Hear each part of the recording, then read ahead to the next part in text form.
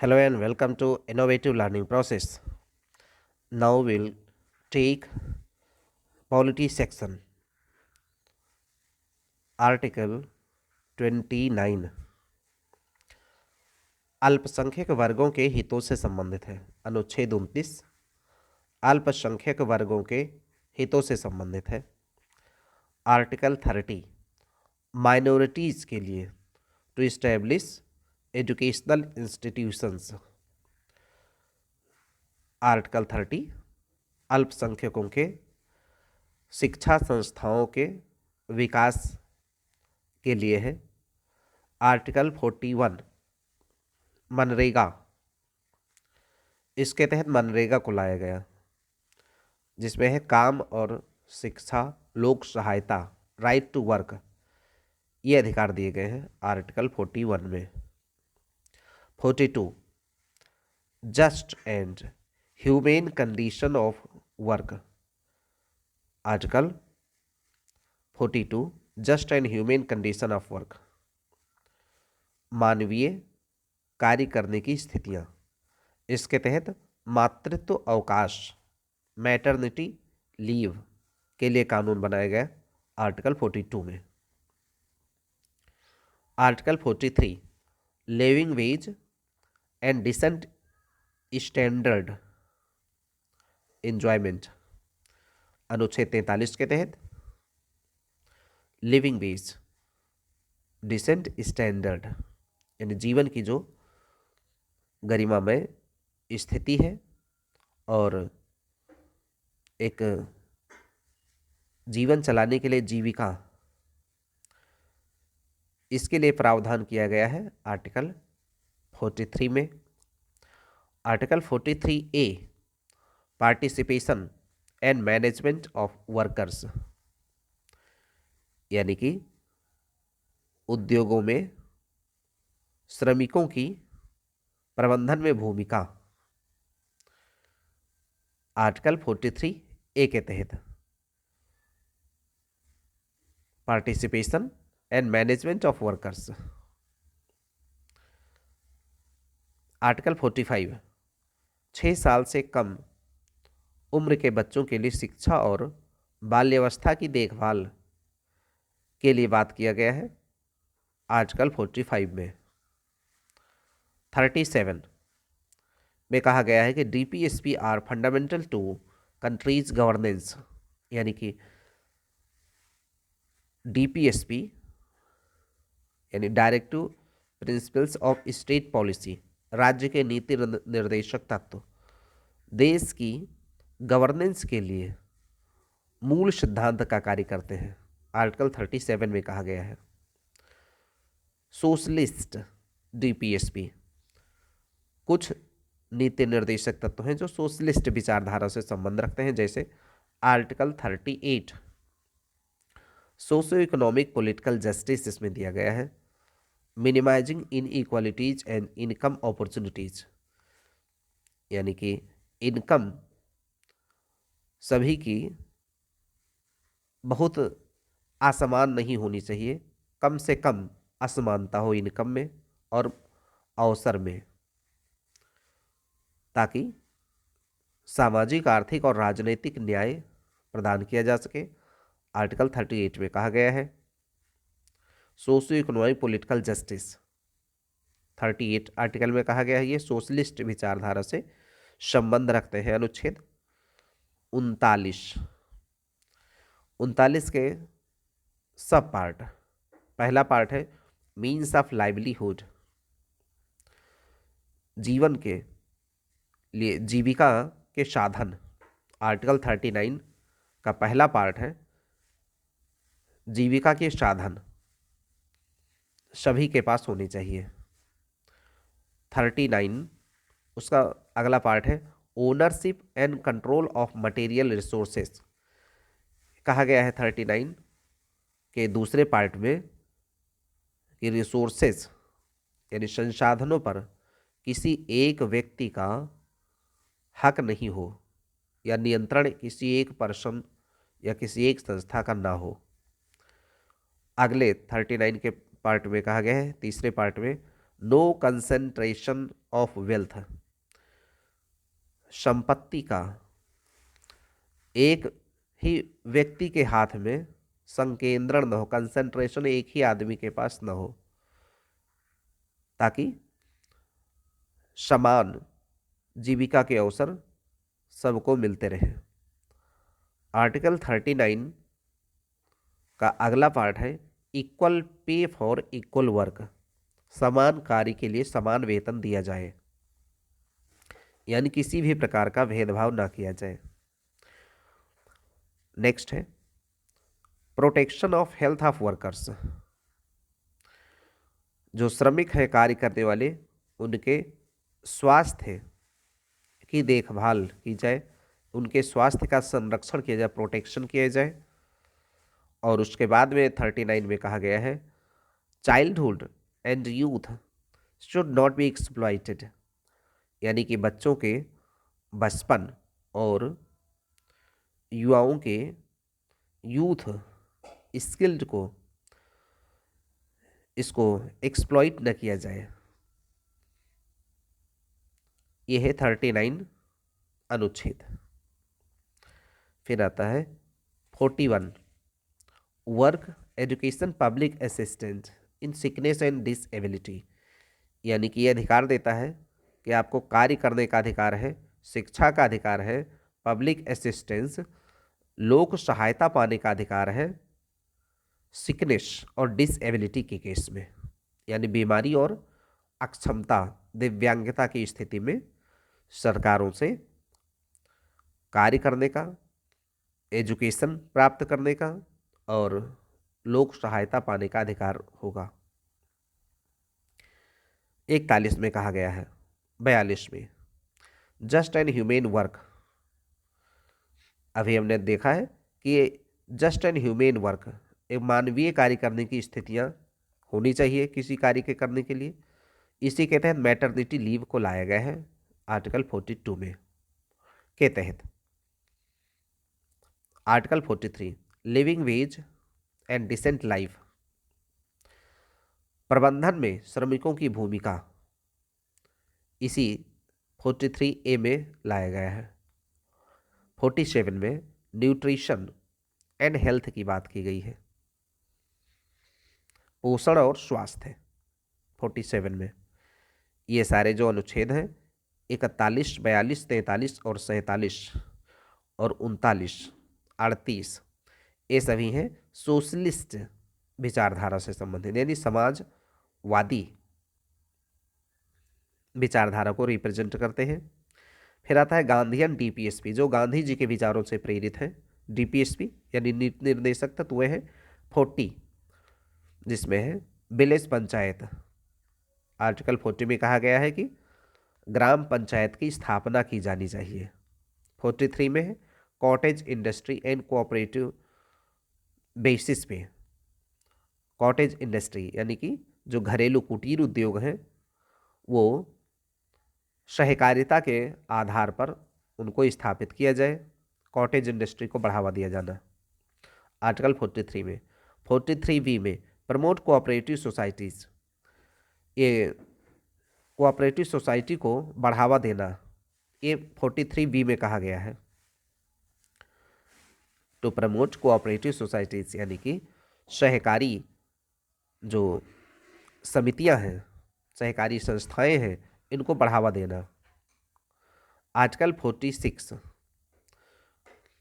Educational economic interest for weaker sections, यानी ST, SC, ST and other backward classes, इनके लिए article 46 में कहा गया है कि इनके जो शैक्षिक आर्थिक हित हैं, जो कमजोर वर्गों के लिए, इनका संरक्षण किया जाए, 46 में कहा गया है। 47 में कहा गया है public health and liquor, public health और इसी के साथ में लिकर यानी कि शराब का प्रयोग ना किया जाए, ये कहा गया है 47 में, और ये गांधी जी के विचारों से प्रेरित डीपीएसपी है। 48 में कहा गया है no slaughter of cows and calves, यानी कि गाय और बछड़ों को उनका वध ना किया जाए। ये 48 में कहा गया है, जो कि गांधी जी के विचारों से प्रेरित डीपीएसपी है ये। 40, 43, 43B, 46, 47 एंड 48। फिर है लिबरल इंटेलेक्चुअल प्रिंसिपल्स। लिबरल यानी कि जो उदारवादी बौद्धिक विचारधारा से प्रेरित डीपीएसपी है वे हैं 44 यूसीसी, यूनिवर्सल सिविल कोड, सार्वभौमिक यानी समान नागरिक संहिता। आर्टिकल 44 समान नागरिक संहिता, यूनिवर्सल सिविल कोड, समान नागरिक संहिता की बात की गई, यानी कि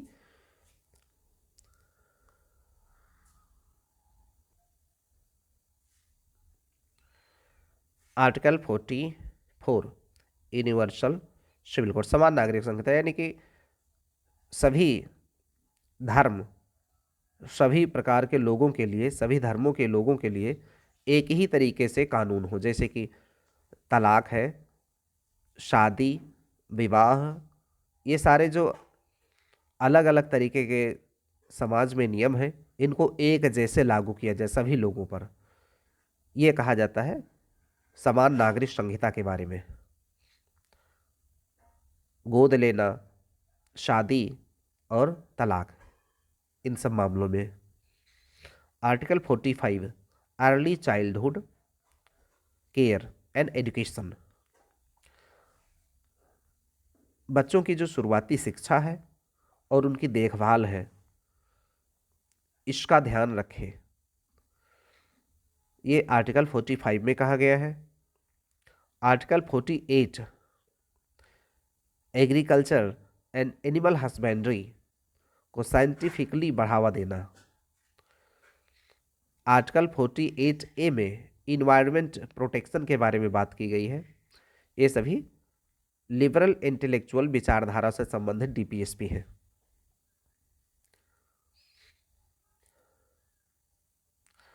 forty 49 to protect monument and historic interest, जो हमारे स्मारक हैं उनको संरक्षण प्रदान करना, जो हमारे ऐतिहासिक और कुछ और स्मारक हैं जिनका इतिहास में महत्व है, उनको प्रोटेक्ट करना।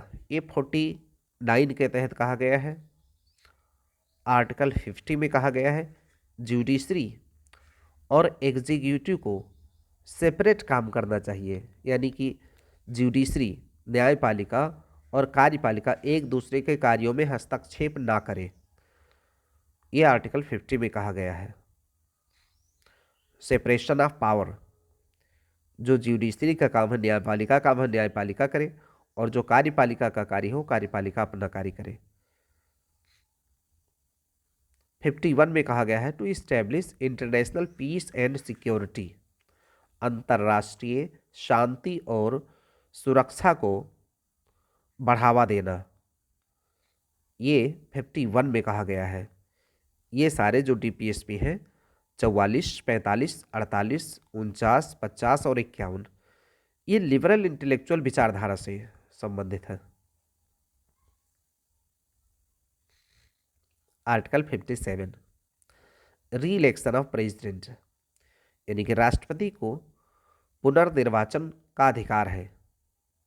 आर्टिकल 57 में कहा गया है। 60 में कहा गया है ओथ ऑफ प्रेसिडेंट, राष्ट्रपति का शपथ प्रारूप दिया गया है आर्टिकल 60 में। 85 में संसद सत्र का सत्रावसान और विघटन के बारे में बात की गई है। आर्टिकल 85 यानी 85 में सत्रावसान और विघटन। 101 में लोकसभा स्पीकर अपने निर्णायक मत का प्रयोग करेगा, क्योंकि सामान्यतः स्पीकर अपना मत नहीं देता है, लेकिन जब निर्णायक मत देना होगा, यानी कि जब दोनों पक्ष और विपक्ष के मत बराबर हो, उस कंडीशन में लोकसभा स्पीकर अपना निर्णायक मत देगा। और यह कहा गया है 101 अनुच्छेद में। 111, दोनों सदनों से पारित विधेयक को राष्ट्रपति की अनुमति आवश्यक है कानून बनने के लिए, यह कहा गया है 111 में। दोनों सदनों से पारित विधेयक को राष्ट्रपति की अनुमति जरूरी है, 111 में कहा गया है।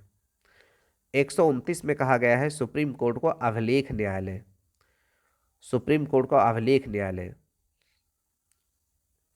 129 में कहा गया है। यानी कि सुप्रीम कोर्ट के दिए गए जो डिसीजंस हैं वो सभी अन्य न्यायालय के लिए एक रिकॉर्ड के तौर पे माना जाएगा, उसका उल्लंघन नहीं किया जा सकता है। 165 अनुच्छेद, यह राज्य महाधिवक्ता के बारे में है। राज्य महाधिवक्ता 169, ये विधान परिषद के सृजन और उत्साधन के संबंध में है। 169 अनुच्छेद में विधान परिषद, क्योंकि सभी जगह पर विधान परिषद नहीं है, केवल विधानसभा होती है, और कुछ राज्यों में विधानसभा और विधान परिषद दोनों सदन होते हैं, तो विधान परिषद को हटाया जा सकता है या नया बनाया जा सकता है। अनुच्छेद 169 के तहत इसका वर्णन किया गया है संविधान में। 215 अनुच्छेद हाई कोर्ट को अभिलेख न्यायालय घोषित करता है। जैसे सुप्रीम कोर्ट को अभिलेख न्यायालय घोषित किया गया है 129 में, ऐसे ही 215 में हाई कोर्ट को अभिलेख न्यायालय घोषित किया गया, यानी कि जो हाई कोर्ट के निर्णय होंगे वो सारे हाई कोर्ट से के निचले जो अदालतें हैं उन पे लागू होंगी, वो मानने के लिए वो बाध्य होंगे, उसके खिलाफ डिसीजन नहीं दिया जा सकता है। 231 अनुच्छेद, दो या अधिक राज्यों के लिए एक ही हाई कोर्ट की स्थापना, ये 231 में कहा गया है। 239 ए, ये राजधानी दिल्ली के लिए विशेष उपबंध है प्रशासन के लिए, राजधानी दिल्ली के लिए 239 ए। 253 अंतर्राष्ट्रीय करारों को लागू करने के लिए 253 है। 262 अंतर राज्यीय नदियों के जल विवाद को लेकर के है, 262 अनुच्छेद। 263 में कहा गया है अंतर्राज्यीय परिषद, अंतर्राज्यीय परिषद 263 में कहा गया है। यह अंतर्राज्यीय परिषद राज्यों के बीच में कोऑर्डिनेशन बढ़ाने के लिए बनाई गई संस्था है, जिसमें सभी राज्यों के मुख्यमंत्री शामिल होते हैं। अंतर्राज्यीय परिषद 263। 300 ए, ये विधि से ही संपत्ति से वंचित किया जा सकता है, यानी कि कानून के बिना किसी को संपत्ति से बेदखल नहीं किया जा सकता, ये 300 ए में कहा गया है।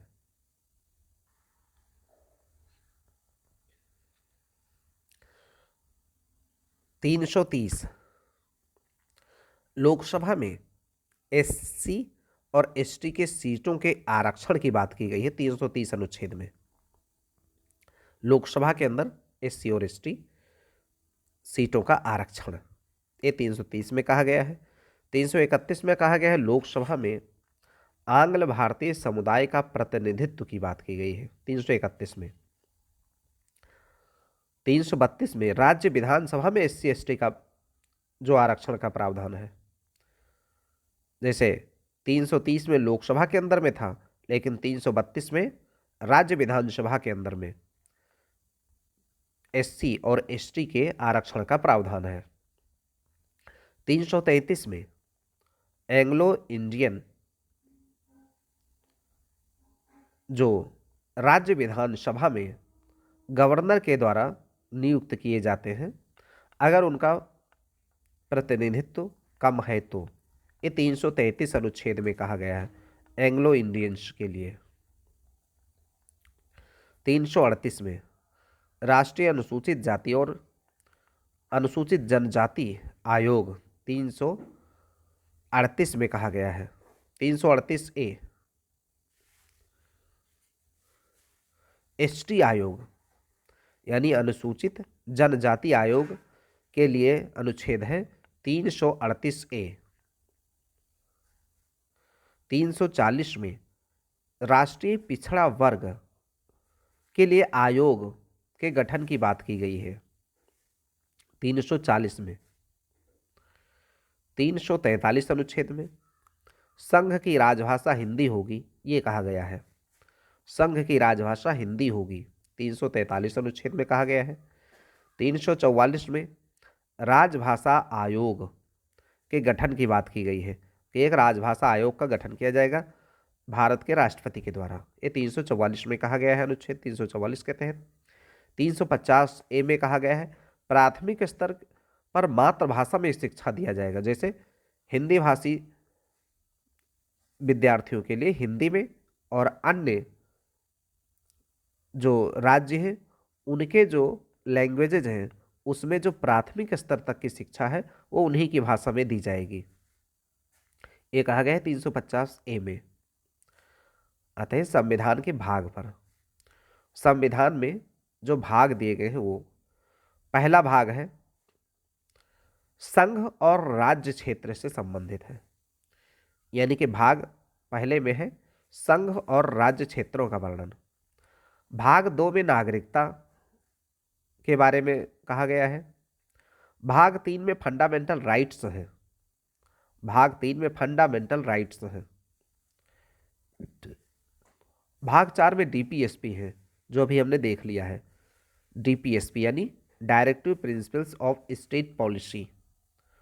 भाग 4A में फंडामेंटल ड्यूटीज है। भाग 4A में फंडामेंटल ड्यूटीज है।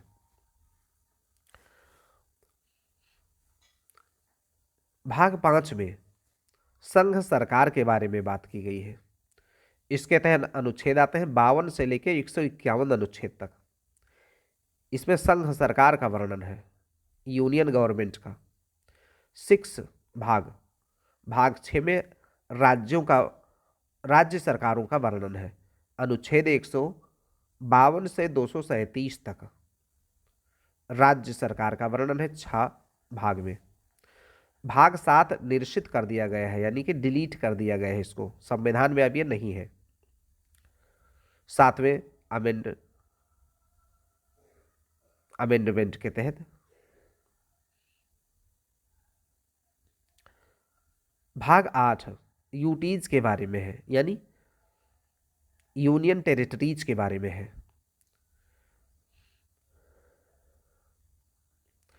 जैसे दिल्ली हो गया, पुडुचेरी हो गया, जो संघ शासित क्षेत्र हैं उनको यूटीज कहते हैं, यूनियन टेरिटरीज कहते हैं। इनके बारे में कहा गया है भाग 8 में, और इसके तहत अनुच्छेद है 239 से लेकर 242 तक। जैसे अभी हमने देखा था 239AA दिल्ली के लिए, दिल्ली के प्रशासन के लिए अनुच्छेद है 239AA। ऐसे ही 239 से लेकर 242 तक के जो अनुच्छेद है वो यूनियन टेरिटरी के बारे में है कि उनका प्रशासन कैसे चलेगा। भाग 9 में पंचायतों का वर्णन है, जो कि 243 से लेकर 243Q तक का वर्णन किया गया है पंचायतों का भाग 9 में।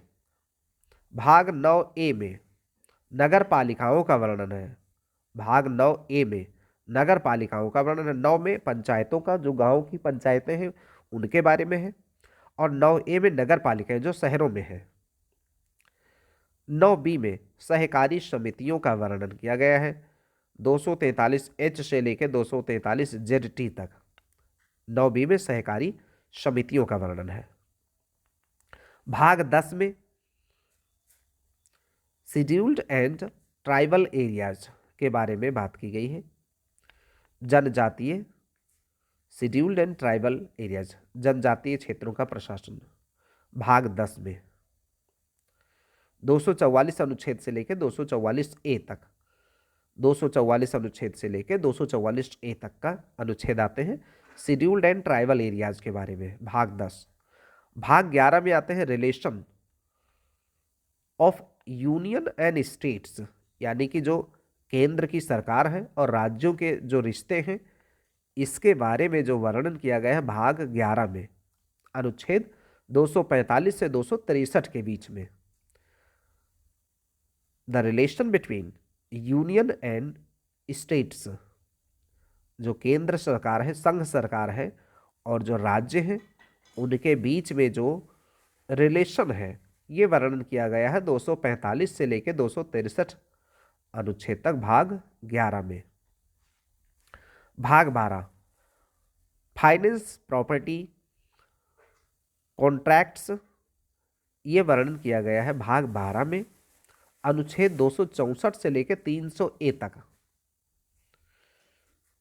भाग 12 264 अनुच्छेद से लेकर 300A तक। फाइनेंस, प्रॉपर्टी, यानी कि जो राज्य सरकार है और केंद्र सरकार है, केंद्र और राज्य के बीच में जो वित्तीय संबंध है, इसका वर्णन किया गया है भाग 12 में। प्रशासनिक संबंधों का वर्णन है भाग 11 में और वित्तीय संबंधों का वर्णन है 12 में। भाग 13 में कहा गया है trade, commerce and intercourse with in territory, जो कि अनुच्छेद 301 से लेकर 307 तक के हैं। यानी कि जो राज्य के एक राज्य से दूसरे राज्य में व्यापार होते हैं, कॉमर्स, ट्रेड कॉमर्स होते हैं, वो किस तरीके से उनका प्रशासन किया जाएगा, कि जैसे कोई राज्य टैरिफ कितना लगाएगा, कोई किस तरीके से अपने राज्य में किसी दूसरे राज्य के सामान को एंट्री लेगा, ये सब वर्णन किया गया है अनुच्छेद 301 से लेकर 307 तक भाग 13 के अंदर। भाग 14 services under union and states. भाग 14 में कहा गया है कि जो संघ और राज्य सरकारें हैं, इनके तहत जो सेवाएं हैं, उनका वर्णन है भाग 14 में। 14A ट्राइब्यूनल्स के बारे में बात किया गया है 323A से लेकर 323B तक। ट्राइब्यूनल्स यानी अधिकरण। ये अधिकरण वे होते हैं जैसे केंद्र सरकार के जो कर्मचारी होते हैं, अगर उनके कोई मामले होते हैं तो उनके लिए अदालतों का काम करते हैं ट्राइब्यूनल्स। वो डिसीजन देते हैं, किसी को निलंबन करना है या किसी को कोई सज़ा देनी है तो उसके लिए ट्राइब्यूनल्स बनाए जाते हैं। ये लगभग हर डिपार्टमेंट के लिए, केंद्र सरकार के जो डिपार्टमेंट हैं उनके लिए है, सरकारी नौकरियों में। तो ये 14A ट्राइब्यूनल्स की बात करता है, अधिकरण, हिंदी में अधिकरण कहते हैं, 323A से लेकर 323B तक का। भाग 15 में इलेक्शंस का वर्णन है, यानी कि निर्वाचन, चुनाव, 324 से लेकर 329A तक का वर्णन है। ये चुनाव, भारत में जो चुनाव होते हैं, चुनाव आयोग, इन सबों का वर्णन है भाग 15 में। भाग 16 में special provisions for certain classes, special provisions for certain classes, 330 से लेकर 342 तक का। भाग 16 330 से लेकर 342 तक का जो भाग है, 16 में कहा गया है special provisions for certain classes, कुछ विशेष प्रावधान है कुछ विशेष वर्गों के लिए। ये 330 से लेकर 342 तक के वर्णन के, जैसे विशेष प्रावधान कुछ विशेष वर्ग के लिए, जैसे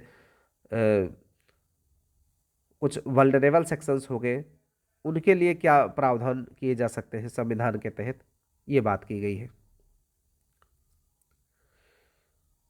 पार्ट 17 भाग 17 है ऑफिशियल लैंग्वेजेज, यानी कि जो आधिकारिक भाषा है वो कैसी होगी, जैसे राजभाषा हिंदी या अंग्रेजी के प्रयोग को कब तक लागू करना, ये सब बातों का वर्णन है भाग 17 में ऑफिशियल लैंग्वेजेज। भाग 18 में इमरजेंसी का वर्णन है, यानी आपातकाल, अनुच्छेद 352 से लेकर 360 तक, यानी देश के अंदर आपातकाल लागू किया जा सकता है। 352 से लेकर 360 तक आपातकाल का वर्णन है और ये भाग 18 में है। भाग 19 में है मिसलेनियस, यानी कि विविध, कुछ अन्य जो बातें हैं वो कही गई हैं भाग 19 में, 361 से लेकर 367 अनुच्छेद तक। भाग 20 में अमेंडमेंट ऑफ कॉन्स्टिट्यूशन, 368 अनुच्छेद के तहत, यानी कि संविधान का जो संशोधन है वो किया जा सकता है, ये कहा गया है भाग 20 के तहत अनुच्छेद 368 में। 21 में है temporary, transitional and special provisions, यानी कि कुछ अस्थायी प्रावधान है और विशेष प्रावधान है, ये भाग 21 में कहे गए हैं, 369 से लेकर 392 तक के अनुच्छेद में, 369 से लेकर 392 तक। भाग 22 अथॉरिटेटिव टेक्स्ट इन हिंदी, यानी कि हिंदी टेक्स्ट किस प्रकार से होना चाहिए, इसका वर्णन भाग 22 में अनुच्छेद 393 से लेकर 395 के बीच में किया गया है। अथॉरिटेटिव टेक्स्ट इन हिंदी, इसके बारे में बात किया गया है। हिंदी टेक्स्ट जैसे उसकी लिपि क्या होनी चाहिए, जैसे देवनागरी लिपि में हिंदी को लिखा जाना चाहिए कि अंग्रेजी के जैसे रोमन लिपि में लिखा जाना चाहिए, इन सब बातों की चर्चा की गई है भाग 22 में अनुच्छेद 393 से 95 के बीच में। Article 14A appointment of tribunals for administrative and other disputes. अभी हमने बात किया है कि जो ट्राइब्यूनल्स होते हैं वो केंद्र सरकार के कर्मचारियों के मुद्दों के लिए एक कोर्ट का काम करते हैं। जैसे अगर उनको डिसमिस करना है या उन्हें कोई पेनाल्टी लगानी है तो ये ट्राइब्यूनल्स कोर्ट के जैसे काम करते हैं।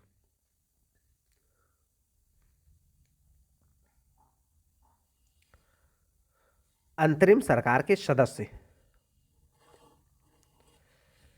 जवाहरलाल नेहरू। अंतरिम सरकार वो सरकार है जब देश आज़ाद होने के लिए बिल्कुल कगार पर था और उस समय मुस्लिम लीग और भारतीय राष्ट्रीय कांग्रेस, इसके बीच में यह संघर्ष चल रहा था कि देश का बंटवारा किया जाए या नहीं किया जाए। और उस समय जो सरकार बनी थी 1946 में, उसको अंतरिम सरकार कहते हैं। उस अंतरिम सरकार के कुछ सदस्य किस प्रकार से थे वो कहा गया है। जवाहरलाल नेहरू उस समय थे राष्ट्रमंडल और विदेश मामलों के से संबंधित विभाग में, राष्ट्रमंडल विभाग और विदेश विभाग ये जवाहरलाल नेहरू के पास था। सरदार पटेल के पास था गृह, सूचना और प्रसारण मंत्रालय। राजेंद्र प्रसाद खाद्य एवं कृषि मंत्री थे। जान मथाई उद्योग नागरिक आपूर्ति मंत्रालय जान मथाई के पास था। श्रम मंत्रालय जगजीवन राम के पास था। रक्षा मंत्रालय बलदेव सिंह के पास था। लियाकत अली के पास था वित्त मंत्रालय। आसफ अली के पास में था रेल और परिवहन मंत्रालय। सी राजगोपालचारी के पास में था शिक्षा मंत्रालय और कला। ये उस समय के जो अंतरिम सरकार बनाई गई थी 1946 में, उसके सरकार के जो डिपार्टमेंट बांटे गए थे, जो मंत्रालय बांटे गए थे, उसका वर्णन है। यानी जवाहरलाल नेहरू राष्ट्रमंडल और विदेश मामलों के मंत्री थे। ये विभाग जवाहरलाल नेहरू के पास में था। सरदार पटेल के पास में था सूचना प्रसारण मंत्रालय और गृह मंत्रालय, ये सरदार पटेल के पास में था। डॉक्टर राजेंद्र प्रसाद के पास में था खाद्य एवं कृषि मंत्रालय। जान मथाई के पास में था उद्योग एवं नागरिक आपूर्ति मंत्रालय। जगजीवन राम श्रम मंत्री थे। बलदेव सिंह रक्षा मंत्री। लियाकत अली वित्त मंत्री। आसफ अली रेल और परिवहन मंत्री। सी राजगोपालचारी शिक्षा मंत्री। ये अंतरिम सरकार इस प्रकार से बनाई गई थी 1946 में। आईटी चुंदरीगर ये वाणिज्य मंत्री थे उसी अंतरिम सरकार में। गजनफर अली खां ये स्वास्थ्य मंत्री थे। जोगेंद्र नाथ मंडल विधि मंत्री थे। आते हैं आगे, संसद का गठन, ये अनुच्छेद 79 में इसका वर्णन है। संसद का गठन, इलाहाबाद हाईकोर्ट की जो स्थापना हुई थी लखनऊ बेंच की 1866 ईस्वी में हुई थी। इलाहाबाद हाईकोर्ट की स्थापना लखनऊ बेंच की 1866 ईस्वी में। आरटीआई 2005 यानी राइट टू इंफॉर्मेशन एक्ट, ये Namit Sharma versus union of India के केस से, सुप्रीम कोर्ट का ये केस है, उसके बाद में कानून बनाया गया आरटीआई का। Namit Sharma versus union of India, इस सुप्रीम कोर्ट केस के बाद में आरटीआई 2005 कानून बना। अनुच्छेद 170, विधानसभा के सदस्य 60 से कम नहीं होने चाहिए कहा गया है, लेकिन सिक्किम इसका अपवाद है जहां पर केवल 32 सीटें हैं। वैसे नॉर्मल तरीके से 60 से कम सदस्य नहीं होने चाहिए विधानसभा में, यह अनुच्छेद 170 में कहा गया है। 71 में राष्ट्रपति के चुनाव के विवाद को सुप्रीम कोर्ट को सौंप दिया जाएगा, यानी कि अगर राष्ट्रपति के चुनाव के संबंध में कोई विवाद होता है तो उसका निपटारा सुप्रीम कोर्ट करेगा, कोई और कोर्ट नहीं करेगी। यानी हाई कोर्ट में इस मामले को नहीं उठाया जा सकता है, या निचली अदालतों में इसके मामले को नहीं उठाया जा सकता है। यह 71(1) में कहा गया है, अनुच्छेद 71(1) में। 110(3) अनुच्छेद, कोई विधेयक धन विधेयक है या नहीं है इसका निर्णय स्पीकर करेगा, लोकसभा का स्पीकर। 110(3) में यह कहा गया है कि कोई विधेयक धन विधेयक है या नहीं है, इसका जो डिसीजन है, फाइनल डिसीजन, ये स्पीकर करेगा। जम्मू कश्मीर के जो मुख्यमंत्री हैं उनका कार्यकाल 6 वर्ष का, जम्मू कश्मीर के सीएम का कार्यकाल 6 वर्ष का होता है। भारत की पहली महिला चीफ मिनिस्टर उत्तर प्रदेश में सुचेता कृपलानी बनी थी 1963 में।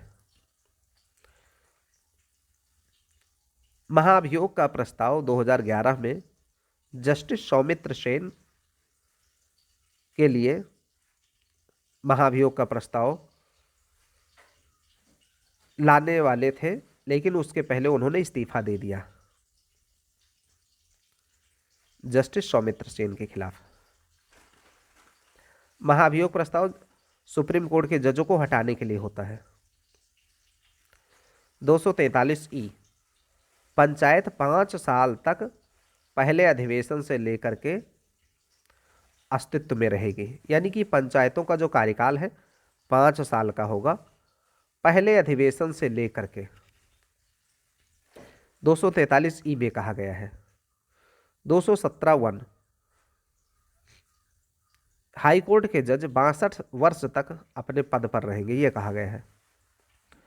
हाई कोर्ट के जज 62 वर्ष तक अपने पद पर रहेंगे, 217(1) में कहा गया है। अब आते हैं संविधान की अनुसूचियों पर। पहली अनुसूची है जिसमें राज्यों के नाम का वर्णन है। दूसरी अनुसूची में राष्ट्रपति और उच्च पदाधिकारियों का वर्णन है। दूसरी अनुसूची में राष्ट्रपति और अन्य उच्च पदाधिकारी जैसे प्रधानमंत्री, सुप्रीम कोर्ट के जज, कैबिनेट मंत्री, ये सबों का वर्णन सीनियरिटी के हिसाब से अनुसूची 2 में दिया गया है। अनुसूची 3 में सभी के शपथ का एक प्रारूप ड्राफ्ट दिया गया है, यानी कि अगर कोई मंत्री है वो शपथ लेगा तो किस प्रकार से लेगा। जैसे मंत्री शपथ लेते हैं कि वो संविधान सम्मत कार्य करेंगे, इसी तरीके से अन्य जो शपथ के पैटर्न है, जो ड्राफ्ट है, ये दिया गया है संविधान की अनुसूची 3 में। चौथी अनुसूची में है राज्यसभा के सीटों के बंटवारे के बारे में। राज्यसभा में सीटों का बंटवारा ये चौथी अनुसूची में दिया गया है। 5वीं अनुसूची में है SC ST क्षेत्रों का प्रशासन, यानी कि अनुसूचित जनजाति, अनुसूचित जाति, इन क्षेत्रों के प्रशासन का वर्णन है। 6ठी अनुसूची में असम, मेघालय, त्रिपुरा, मिजोरम के जो अनुसूचित जाति के क्षेत्र हैं उनके प्रशासन के बारे में वर्णन है। असम, मेघालय, त्रिपुरा, मिजोरम के SC क्षेत्रों का प्रशासन है, ये अनुसूची 6 में। और 5 में था पूरे भारत के जो SC ST हैं उन क्षेत्रों के प्रशासन के बारे में। लेकिन 6ठी अनुसूची केवल कुछ राज्यों के लिए है, जैसे असम, मेघालय, त्रिपुरा, मिजोरम। 7वीं अनुसूची केंद्र और राज्य के शक्तियों का बंटवारा के बारे में है। 7वीं अनुसूची में केंद्र और राज्य की शक्तियों का बंटवारा, कि केंद्र की क्या शक्तियां होंगी, राज्य की क्या होंगी, इनका बंटवारा दिया गया है 7वीं अनुसूची में। 8वीं अनुसूची में भाषाएं हैं, जो संविधान के दायरे में मान्य भाषाएं हैं, वो उन भाषाओं का वर्णन है, जैसे हिंदी है, तमिल है, मलयालम है। इस तरीके से जो संविधान के तहत मान्य भाषाएं हैं उन भाषाओं का उल्लेख किया गया है 8वीं अनुसूची में। 9वीं अनुसूची भूमि सुधार से संबंधित है, जमींदारी के उन्मूलन से संबंधित है 9वीं अनुसूची। 10वीं अनुसूची है दल बदल विरोधी कानून के बारे में, एंटी डिफेक्शन लॉ के बारे में। यानी कि कोई अगर MP या कोई MLA किसी दल के टिकट पर जीत करके और उसके बाद में अपना दल को बदल ले, किसी दूसरे दल में आ जाए, तो उसके लिए एंटी डिफेक्शन लॉ काम करता है और उसे उसकी संसद या विधानसभा की सदस्यता को रद्द किया जा सकता है। ये अनुसूची 10 में कहा गया है दल बदल विरोधी कानून। अनुसूची 11 में कहा गया है पंचायतों का वर्णन है, जिसमें 29 विषय पंचायतों को दिए गए हैं। 73वें संशोधन के साथ में जोड़े गए हैं पंचायतों को, जैसे ग्राम पंचायत। 12वीं अनुसूची में नगर पालिकाओं का वर्णन है, जिसमें 18 विषय दिए गए हैं। इसको 74वें संशोधन 1992 में जोड़ा गया नगर पालिकाओं के बारे में। तो 11 में पंचायत और 12 में नगर पालिकाएं। इस तरीके से पूरे संविधान में कुल 12 अनुसूचियां हैं।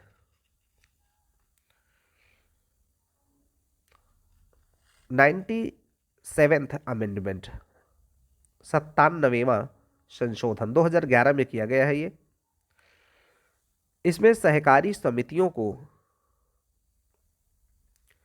19(1) में जोड़ा गया है, यानी कि इसको सहकारी समिति बनाना 19(1) में जोड़ करके फंडामेंटल राइट बना दिया गया है। और इसके तहत अनुच्छेद जोड़े गए हैं, जो 43B जोड़ा गया है, पार्ट 9B जोड़ा गया है, भाग 9B,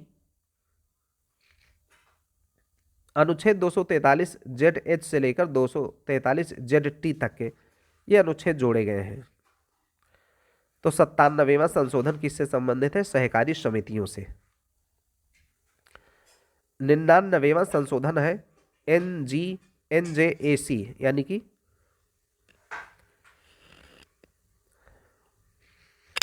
national judicial appointment commission. जजों की नियुक्ति के लिए 2014 में एक आयोग बनाने के लिए 99वां संशोधन संविधान में किया गया। उसमें कहा गया कि जो जजों को नियुक्त करने के लिए अभी तक का जो सिस्टम है कोलेजियम सिस्टम है, यानी कि सुप्रीम कोर्ट के चीफ जस्टिस और अन्य जो 4 वरिष्ठ जज हैं उनके रिकमेंडेशन के आधार पर जजों की नियुक्ति की जाती है। इसको खत्म करने के लिए 2014 में NJAC national judicial appointment commission के गठन के बारे में एक कानून बनाया गया 2014 में। हालांकि बाद में सुप्रीम कोर्ट ने इसको रद्द कर दिया। तो अभी फिर भी कोलेजियम सिस्टम के तहत जजों की जो नियुक्ति होती है ये पुराने तरीके से हो रही है कोलेजियम सिस्टम के तहत। यह है 99वां संशोधन, जो कि जजों की नियुक्ति के बारे में एक आयोग बनाने के बारे में यह संशोधन किया गया था 2014 में। 100वां अनुच्छेद 2015 में यह किया गया है। भारत और बांग्लादेश की सीमा को डिटरमाइन करने के लिए भारत और बांग्लादेश की जो सीमा विवाद थे उसको सुलझाया गया है 100वें संविधान संशोधन के तहत।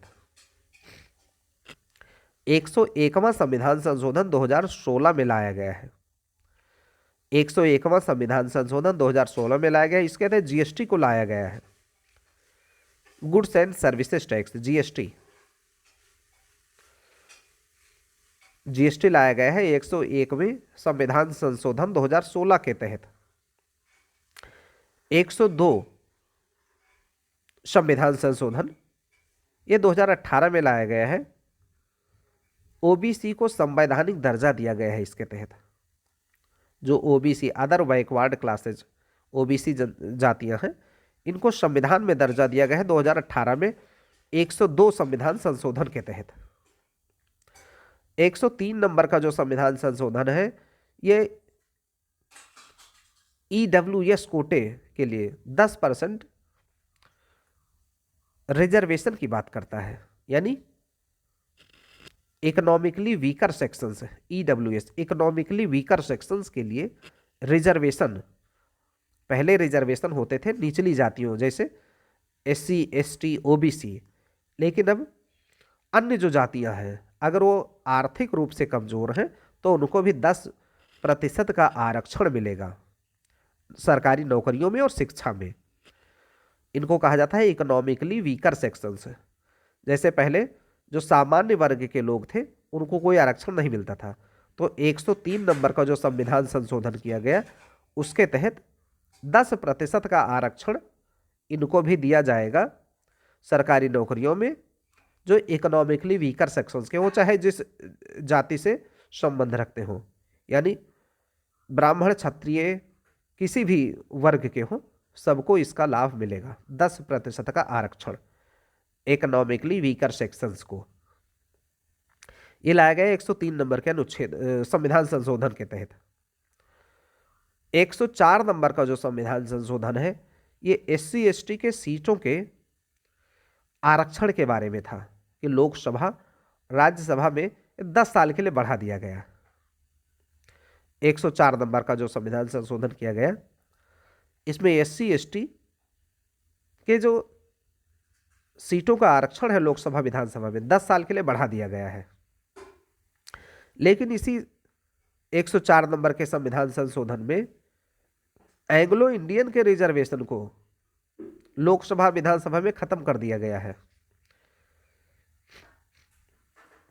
जब से देश आजाद हुआ तब से ये एंग्लो इंडियंस वह हैं जो कोई अंग्रेज भारत में आकर के बस गए थे और उनकी जो संतानें थे उनको एंग्लो इंडियंस कहते थे।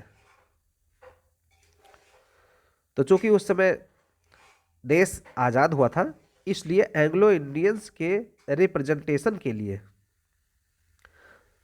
लोकसभा और विधानसभा में प्रावधान किया गया था। लेकिन आज के डेट में एंग्लो इंडियंस के रिजर्वेशन को खत्म कर दिया गया है 104 नंबर के संविधान संशोधन के तहत। 105 नंबर का जो संविधान संशोधन है 2021 में किया गया है। To restore power of state government to identify OBC socio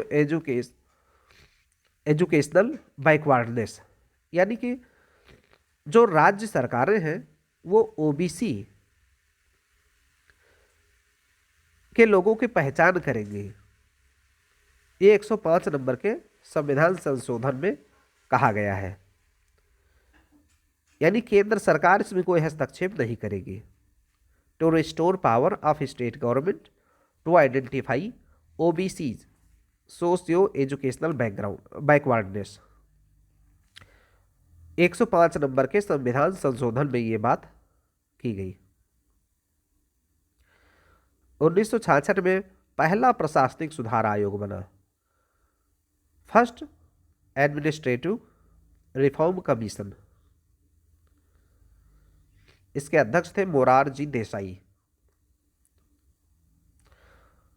Lokpal का अध्यक्ष 5 साल तक या 70 साल के उम्र तक अपने पद पर बना रह सकता है। लोकपाल का जो अध्यक्ष होगा वो 5 साल तक जब से उसकी नियुक्ति होगी, या फिर उसकी उम्र अगर 70 साल पूरा हो जाए तो उसका जो टेन्योर होगा 5 साल तक का या 70 साल तक का, लोकपाल का अध्यक्ष।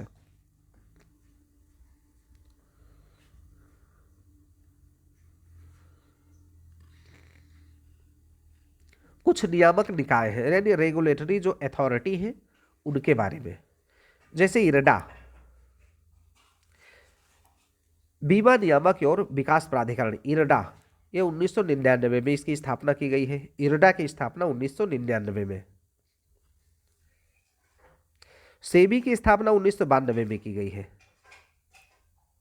सेबी, इसका फुल फॉर्म है security and exchange board of India, जो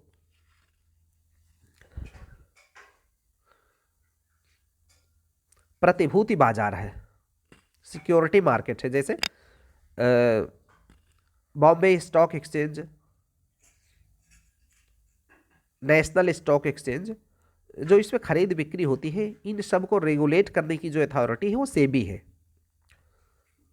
और बीमा नियामक और विकास प्राधिकरण 1999 में जो बनी थी, यह इरडा। भारतीय प्रतिस्पर्धा आयोग, ये 2002 में बना है। ट्राई 1997 में बना है। ट्राई,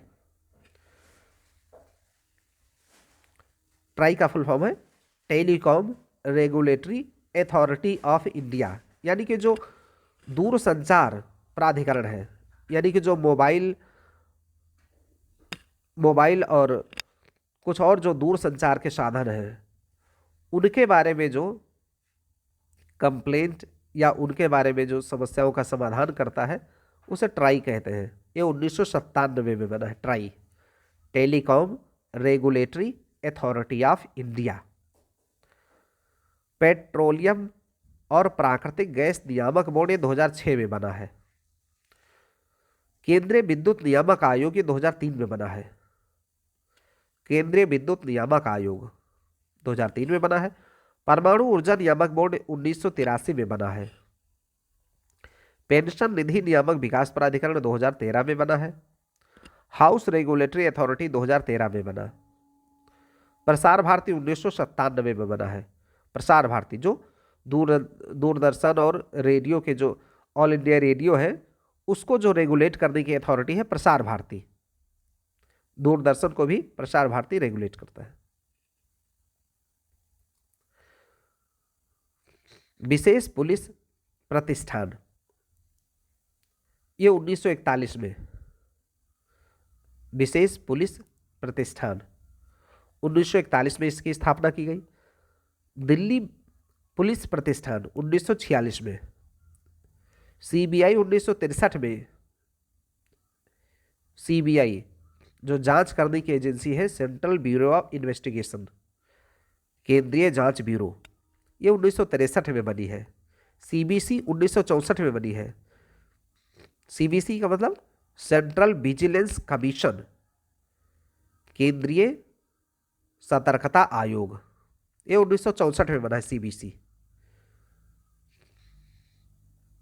करप्शन प्रिवेंशन एक्ट, भ्रष्टाचार निरोधक कानून 1988 में लाया गया है।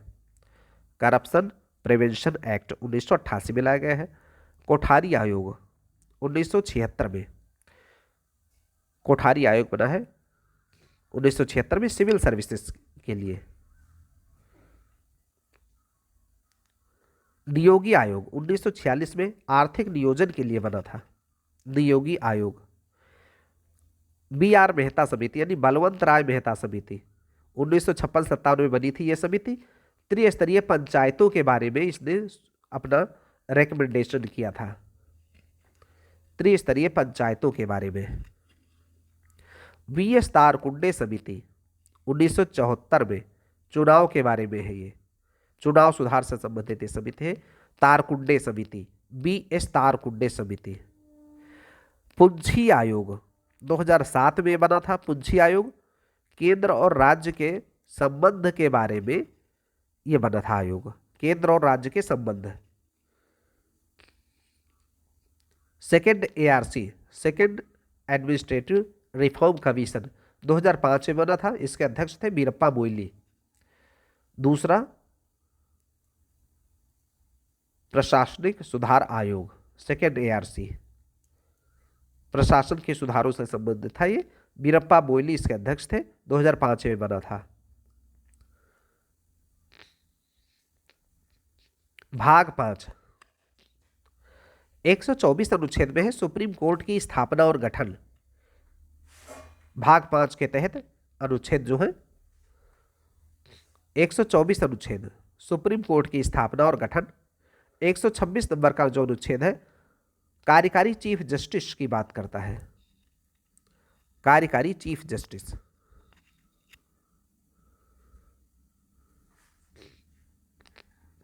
एक 127 में तदर्थ जज की नियुक्ति यानी एडहॉक जजों की नियुक्ति के बारे में। जैसे जब कार्य ज़्यादा हो जाते हैं सुप्रीम कोर्ट के अंदर तो एडहॉक पे जज को रखा जाने का एक प्रावधान है ताकि कार्य को सारे निर्णय जल्दी से दिए जा सके। तो एडहॉक में जजों को रखने की नियुक्ति का प्रावधान है 127 अनुच्छेद में। 129 में सुप्रीम कोर्ट को अभिलेख न्यायालय बताया गया जिसकी बात अभी हमने की है। 131 में है आरंभिक अधिकारिता। सुप्रीम कोर्ट की आरंभिक अधिकारिता होती है 131 में कहा गया है। 137 में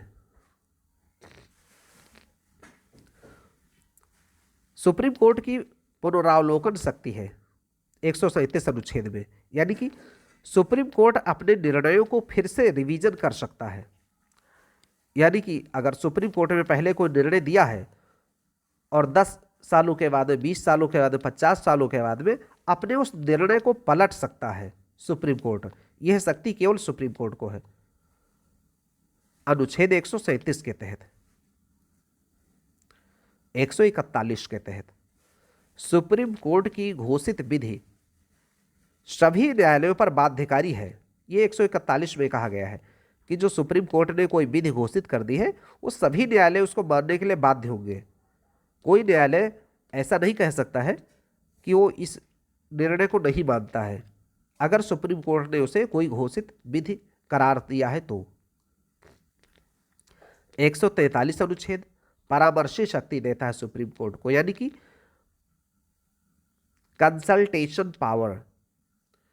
भारत के राष्ट्रपति किसी परामर्श लेने के लिए सुप्रीम कोर्ट को कोई मामले को रिफर कर सकते हैं, इसे परामर्शी शक्ति कहते हैं। किसी भी विवाद के संबंध में, किसी कानून के मामले पर यह भारत के राष्ट्रपति सुप्रीम कोर्ट को से परामर्श ले सकते हैं 143 के तहत। अपीलीय अधिकार सुप्रीम कोर्ट के 131 में है मूल अधिकार, मूल या आरंभिक अधिकारिता। लेकिन इसमें अंतरराज्यीय नदी विवाद 262 के तहत, अनुच्छेद 262 के तहत वो शामिल नहीं है।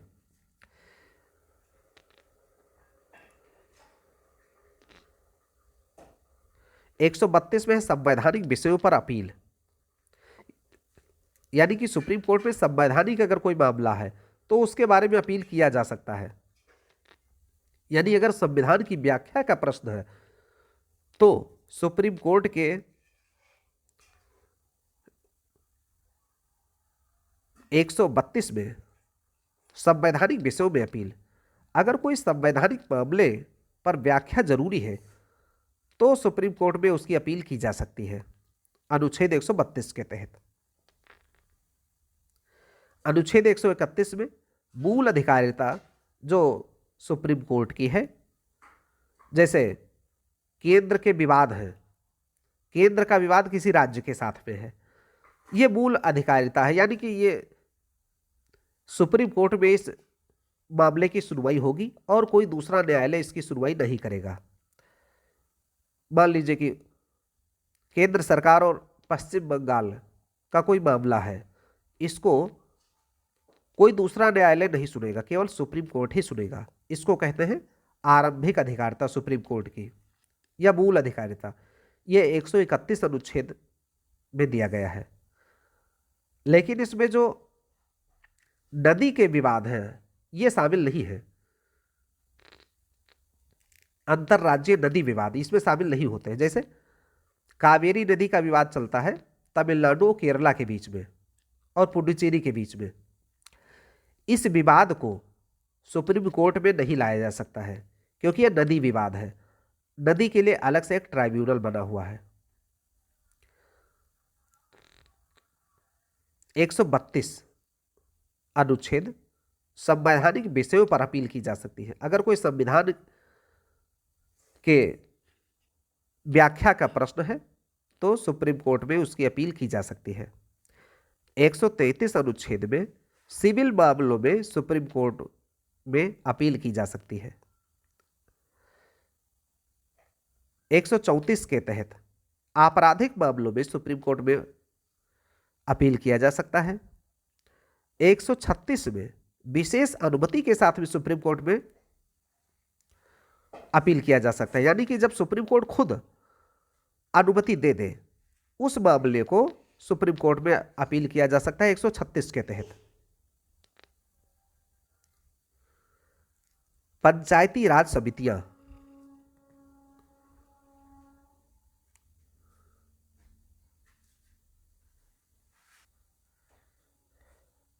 पंचायती राज समितियां यानी पंचायती राज के बारे में जो समितियां बनाई गई हैं उसका वर्णन है। जैसे बलवंत राय मेहता समिति बनी थी, इसने त्रिस्तरीय व्यवस्था की बात की थी, यानी जिला स्तर पर जो जिला पंचायत हो, ब्लॉक स्तर पर ब्लॉक पंचायत हो और ग्राम स्तर पर ग्राम पंचायत हो। ये त्रिस्तरीय व्यवस्था की बात की थी बलवंत राय मेहता ने। अशोक मेहता ने द्विस्तरीय की बात की थी, यानी जिला पंचायत और ग्राम पंचायत के बारे में। जो ब्लॉक पंचायत है अशोक मेहता ने उसको नहीं रिकमेंडेशन किया था। राव समिति, नियमित चुनाव कराने पर इसने बल दिया। राव समिति ने कहा कि पंचायतों का नियमित चुनाव कराया जाए। सिंघवी समिति ने कहा संवैधानिक मान्यता प्रदान करें, यानी कि पंचायतों को संविधान में दर्जा दिया जाना चाहिए, ये सिंघवी समिति ने कहा। थुंगन समिति ने कहा राज्य वित्त आयोग का गठन किया जाए, यानी कि एक ऐसा वित्त आयोग का राज्य वित्त आयोग का गठन किया जाए जो इन पंचायतों को वित्त की व्यवस्था कर सके, फाइनेंस कर सके, ताकि इनका कार्य सुचारू ढंग से चलाया जा सके।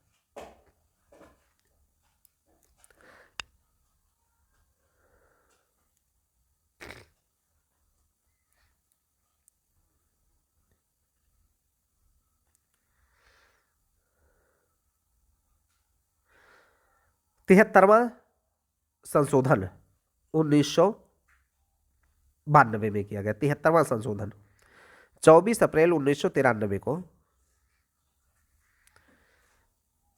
24 अप्रैल को इसलिए पंचायती दिवस मनाते हैं क्योंकि 24 अप्रैल 1993 को ये लागू हुआ था। 73वां संविधान संशोधन ये पंचायतों के बारे में था कि पंचायतों को संवैधानिक दर्जा दिया गया, यानी कि पंचायतों को संविधान में एक हिस्सा बना दिया गया। इसके तहत 16 अनुच्छेद जोड़े गए, 243 से लेकर 243 ओ तक के 16 अनुच्छेद जोड़े गए। 11वीं अनुसूची में 29 विषय जोड़े गए और 11वीं अनुसूची खुद जोड़ी गई। इसी 73वें संविधान संशोधन से 73वें संविधान संशोधन 73rd कॉन्स्टिट्यूशनल अमेंडमेंट एक्ट 1992 और ये लागू हुआ था 24 अप्रैल 1993 से। मध्य प्रदेश में जो पंचायती चुनाव हुए 1994 में पहली बार हुआ। सबसे पहला जो पंचायती चुनाव कराया गया मध्य प्रदेश में कराया गया इस संविधान संशोधन के बाद में 1992 के बाद में 243B कुछ अनुच्छेद है। 243B में पंचायतों के गठन की बात की गई है। 243C में पंचायतों की संरचना की बात की गई है। 243D में पंचायतों में आरक्षण की बात की गई है। SC ST और महिलाओं को जो 1/3 आरक्षण देना है इसकी बात की गई है 243D में। 243E में पंचायतों का कार्यकाल बताया गया है, यानी कि ये 5 साल तक पंचायती अपने पहली जो इनका पहला अधिवेशन है वहां से लेकर के उस तारीख से लेकर 5 साल तक ये कार्यकाल इनका रहेगा। ये 243E में कहा गया है पंचायतों के बारे में। 243I ये राज्य वित्त आयोग की बात करता है कि हर 5 साल में एक राज्य वित्त आयोग का गठन किया जाएगा और इसका गठन करता है राज्यपाल। हर राज्य का जो राज्यपाल होगा वो राज्य वित्त आयोग का गठन करेगा ताकि इन पंचायतों को वित्त फाइनेंस प्रोवाइड किया जा सके। 243 के निर्वाचन आयोग, राज्य निर्वाचन आयोग, जैसे भारत का निर्वाचन आयोग होता है इलेक्शन कमीशन ऑफ इंडिया, उसी तरीके से इन पंचायतों के निर्वाचन के लिए राज्य निर्वाचन आयोग का गठन किया जाएगा। और यह कहा गया है 243 के तहत। 243 के तो ये पंचायतों के बारे में अनुच्छेद है।